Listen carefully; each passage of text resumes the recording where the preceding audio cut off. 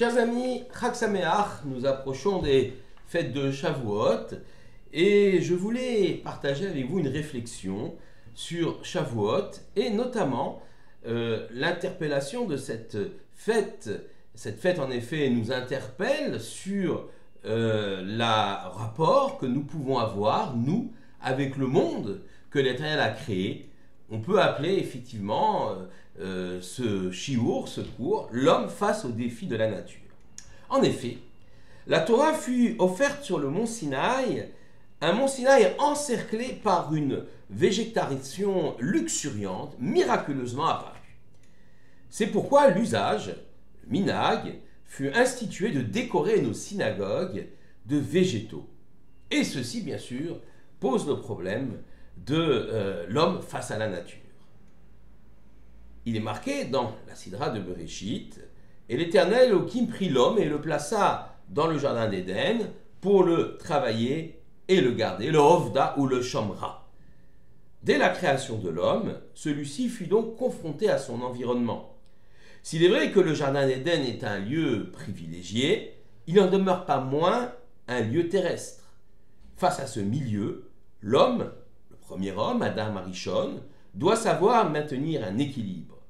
Mais il doit aussi travailler cette terre. Ainsi s'exprime le Havot de Rabbi Nathan. Rabbi Shimon ben Eliezer, au chapitre 11, Rabbi Shimon ben Eliezer dit « Grand est l'ouvrage, la melacha, car même le premier homme n'a rien mangé avant de faire son ouvrage. Comme il est dit, il le plaça dans le jardin d'Éden pour le travailler et le garder. Et après seulement, il est écrit, de tout arbre du jardin d'Éden, tu mangeras. » Le Rav Baruch Halevi Epstein de Pinsk écrit dans son livre Torah Mima, nous avons ici une allusion claire pour tout être venant au monde.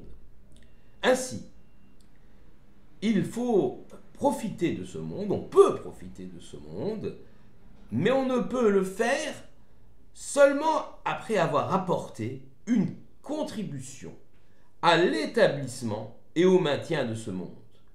Ainsi, il cite la Gemara de Shabbat, 33b, sur le verset de la Sidra Vaishlach. Il campa en face de la ville.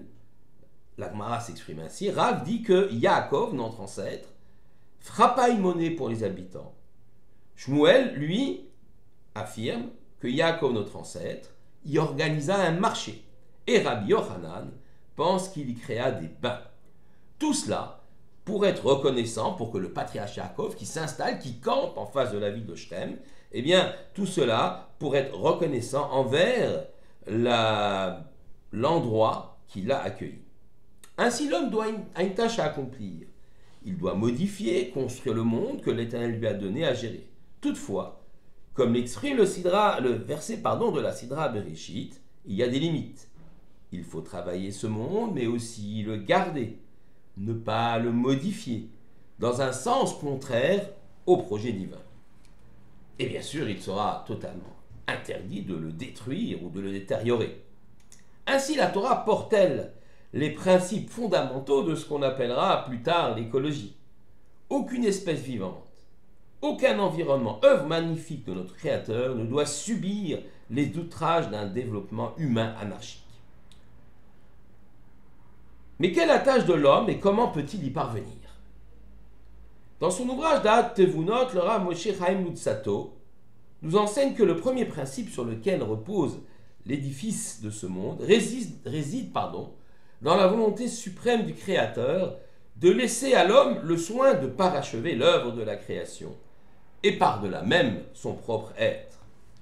Pour le Rav Chaim Friedlander, un auteur contemporain, dans son livre Siftei Chaim, il s'agit pour l'homme d'acquérir un srout, un mérite, dans le propre parachèvement de sa création. Ainsi, l'homme ne sera pas tel un mendiant qui reçoit tout son aide de l'Éternel. Il participera, même si c'est de façon infime à l'échelle du divin, mais il participera à sa propre édification. Hachem, l'Éternel, n'est que bonté et le plus grand bienfait qu'il puisse offrir à sa créature, et que celle-ci ne ressente point de honte à exister, comme celui qui recevrait toute sa subsistance d'un tiers. Ainsi, En se construisant et en bâtissant un monde autour de lui, l'homme devient partenaire du Créateur. Une grande liberté est donc laissée à l'homme dans la gestion du monde, et en tant qu'associé du divin, il doit s'efforcer de réaliser ce qu'on appelle le tikkun, le parachèvement du monde, tâche bien délicate, car on ne sait pas toujours vers quelle direction aller. Et c'est pourquoi, bien évidemment, on comprend alors le sens et la force de la fête de Shavuot, le Matan Torah, qui va nous donner justement le chemin à emprunter afin de préserver et d'améliorer ce monde et de ne pas le détruire. Civiliser la nature, certes, mais surtout pas la détruire. Cette nature mérite en tant que chef-d'œuvre de la création tout notre respect, comme l'exprime cette fameuse bénédiction que nous prononçons à la vue des océans et des chaînes de montagnes. Source de bénédiction, tu es, Éternel, notre Dieu, roi de l'univers, auteur de l'œuvre de la création.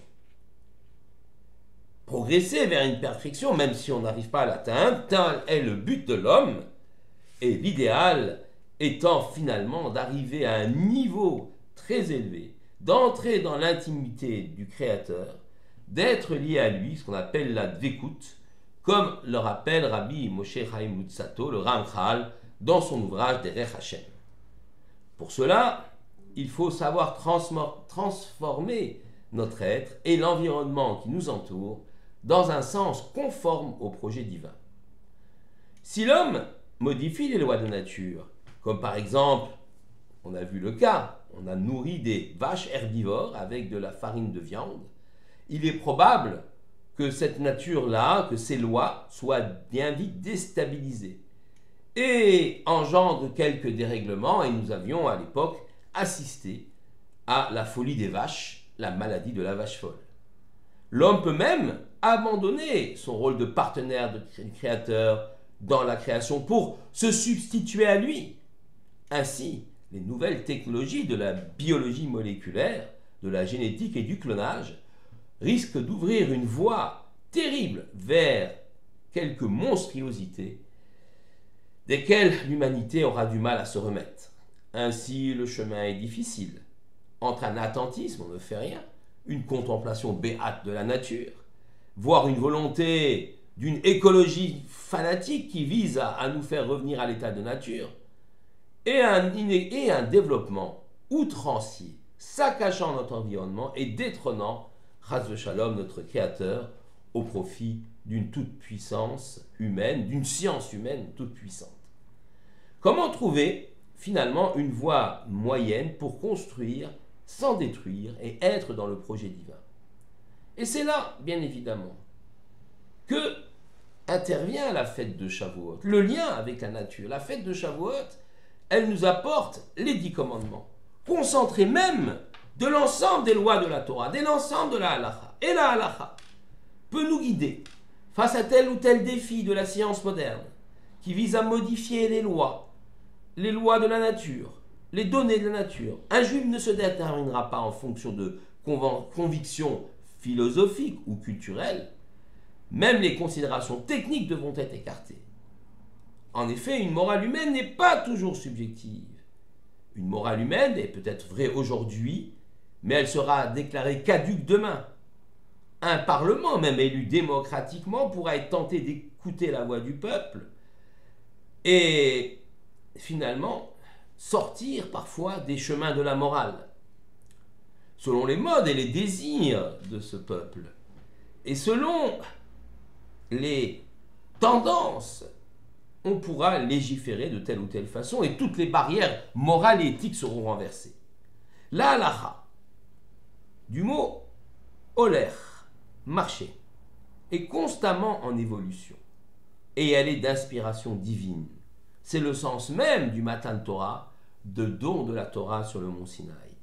Certes, les Chachamim ont élaboré cette halakha au cours des siècles pour nous offrir ce qu'on appelle un Shulchan Aruch, une table dressée, c'est-à-dire un code compréhensible et explicable par l'esprit humain. Mais la source centrale reste la Torah, dictée par l'Éternel à notre maître Moshe. Cette Torah offerte sur le mont Sinaï, le fameux 6 Sivan, jour de Shavuot. Chaque commentateur, Chaque rabbin, au cours des siècles, applique les règles d'exégèse, elles-mêmes révélées au mont Sinaï. Et leur façon d'interpréter ces règles, eh bien, se place parfaitement dans l'esprit du projet divin. Aujourd'hui, lorsque par exemple un problème de bioéthique se pose, le sage n'y répondra pas selon ses convictions philosophiques, car elle reste même pour le sage subjective. Mais elle se fera, la réponse face à un problème de bioéthique se fera selon une construction halachique savante. Depuis la source divine de la Torah, puis passant en revue siècle après siècle tous les maîtres qui l'ont précédé, le Chacham, le sage, parviendra à une réponse halachique, une réponse juridique adéquate, ce qu'on appelle le psak din. Il est solide ce psak din, car il s'ancre dans le courant fort des générations de rabbanim qui l'ont précédé. Une telle démarche s'inscrit dans le projet divin. Celui-ci pourrait être déchiffré derrière ou au cœur de la nature qui nous entoure. Ainsi, il est écrit dans la Sidra de Vayetse, Yaakov prit des pierres de l'endroit et en a fait petite murée. La Gemara de Choulin, 91b, pose la question. Il y avait donc beaucoup de pierres. Alors pourquoi dit-on que Yaakov prit la pierre unique qu'il avait placée sous sa tête? Et la Gemara répond, en fait, toutes les pierres, dans la nuit, se sont fusionnées en une seule pierre. Le Rav Shlomo Yosef Zevin, dans son ouvrage La Torah Vela Moadim, explique qu'une seule pierre n'a de sens, qu'une pierre n'a de sens, comme une lettre de l'alphabet n'a de sens que si elle est associée à d'autres pierres. En effet, en assemblant une lettre toute seule n'a pas de signification, mais en assemblant les différentes lettres de l'alphabet, on obtient des mots, des phrases, des idées. De la même façon, en assemblant les pierres, eh bien, on obtient des édifices.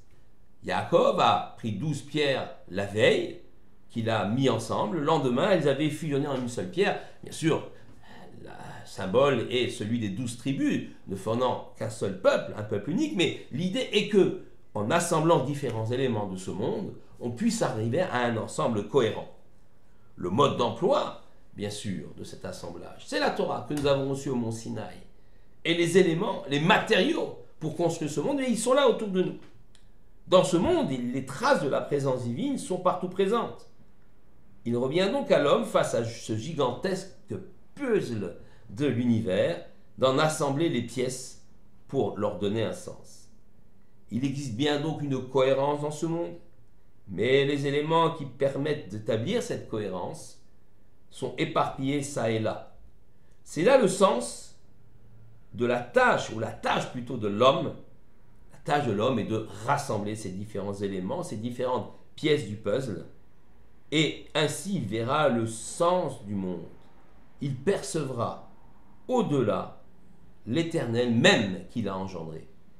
Telle est une des idées portées par finalement cette fête de Shavuot, ce Matan Torah, qui nous donne les clés d'interprétation de ce monde et qui fait du peuple juif le Am Segula, le peuple choisi, non pas parce qu'il est une élite, quoi que ce soit d'autre, mais simplement parce qu'il va avoir les clés d'interprétation de ce monde pour donner un sens et une cohérence à ce monde. Chag Sameach et Shabbat Shalom à tous.